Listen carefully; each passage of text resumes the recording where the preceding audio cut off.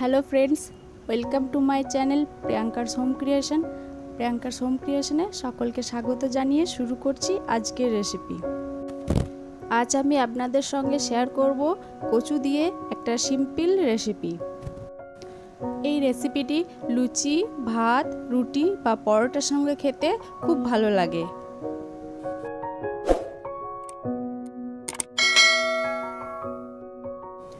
আজকের রেসিপিটা আপনাদের ভালো লাগলে অবশ্যই একটা লাইক দিয়ে প্রিয়জনদের সঙ্গে বেশি বেশি করে শেয়ার করবেন। চলুন তাহলে দেখে নিন কচুর এই সিম্পল রেসিপিটি আমি কিভাবে বানাচ্ছি এবং এই রেসিপিটির জন্য আমি কি কি ইনগ্রিডিয়েন্টস নিয়েছি।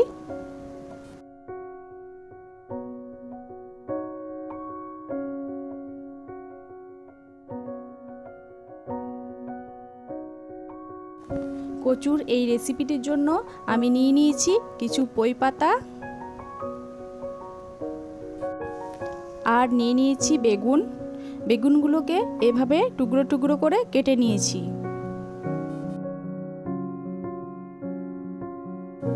নিয়ে নিয়েছি কচু। কচুগুলো ভালো করে খোসা ছাড়িয়ে দিয়ে আমি একটু হালকা ভাপিয়ে নিয়েছি। এবার আমি ওভেনের উপর একটা কড়াই বসিয়ে দিলাম। কড়াইটা একটু গরম হয়ে এলে তাতে দিয়ে দিচ্ছি পরিমাণ মতো সর্ষের তেল। তেল একটু গরম হয়ে এলে আমি ফোড়ন হিসাবে দিয়ে দিচ্ছি গোটা জিরে। জিরেটা একটু লাল করে খড়িয়ে নেব।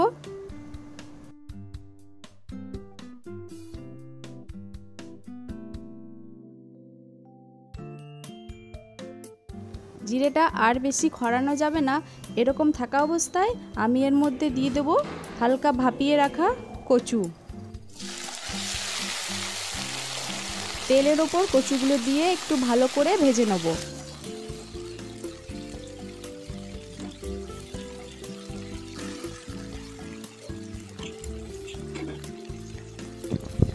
কচুগুলো ভাজা হয়ে এসেছে। এবার আমি এর মধ্যে দিয়ে দেব কেটে রাখা বেগুন।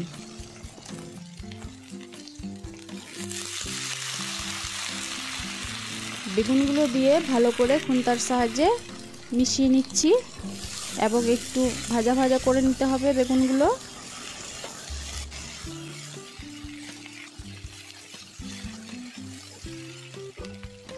এবার আমি এর মধ্যে দিয়ে দিচ্ছি স্বাদ মতো লবণ।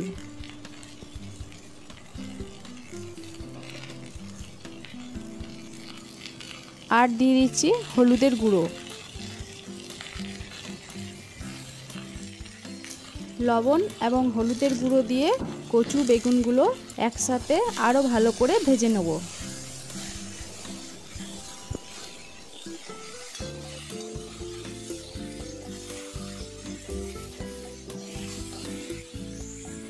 কচু এবং বেগুনগুলো প্রায় ভাজা হয়ে এসেছে।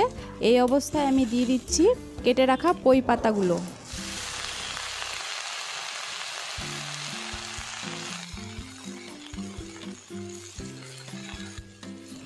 পুঁই পাতাগুলো দিয়ে ভালো করে মিশিয়ে নিচ্ছি। এইভাবে সমস্ত উপকরণগুলো মিশিয়ে পুঁই পাতাগুলো গলে যাওয়া পর্যন্ত এইভাবে নাড়তে থাকবো। পুঁই পাতাগুলো প্রায় গলে এসেছে আর কচু বেগুনটাও ভাজা ভাজা হয়ে এসেছে। এখন এই অবস্থায় আমি কড়াইটাকে সাইডে রেখে দিচ্ছি আর ওভেনের উপর চাপিয়ে দিচ্ছি একটা প্রেসার কুকার। প্রেসার কুকারের মধ্যে দিয়ে দিচ্ছি ভেজে রাখা কচু বেগুন এবং পুঁই পাতা, আর দিয়ে দিচ্ছি পরিমাণ মতো জল।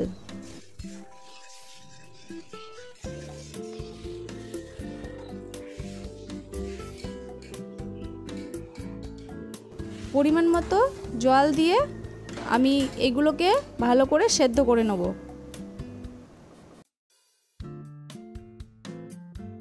কুকারের ঢাকনাটা বন্ধ করে দেব এবং দুটো সিটি পড়ে যাওয়া পর্যন্ত অপেক্ষা করব।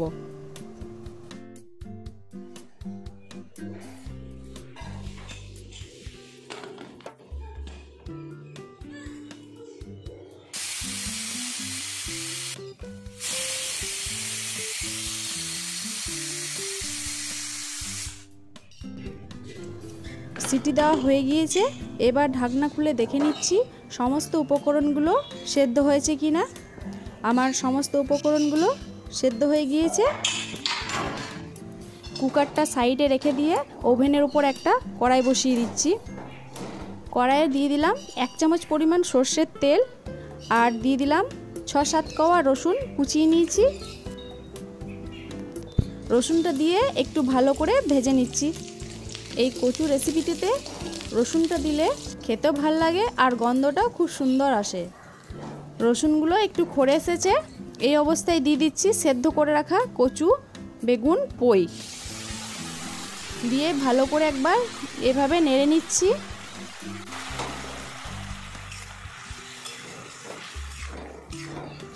আর এরকম ফুটে এসেছে। এখন এই ফোটা অবস্থায় আমি দিয়ে দিচ্ছি ভাজা মশলা। এই ভাজা মশলাটা বাড়িতেই বানানো। ভাজা মশলা দিয়ে মিশিয়ে নিলেই রেডি কচুর তরকারি।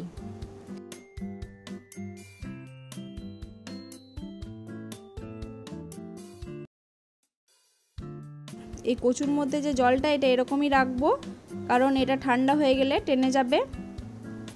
একটু ঠান্ডা হয়ে যাওয়া পর্যন্ত অপেক্ষা করব।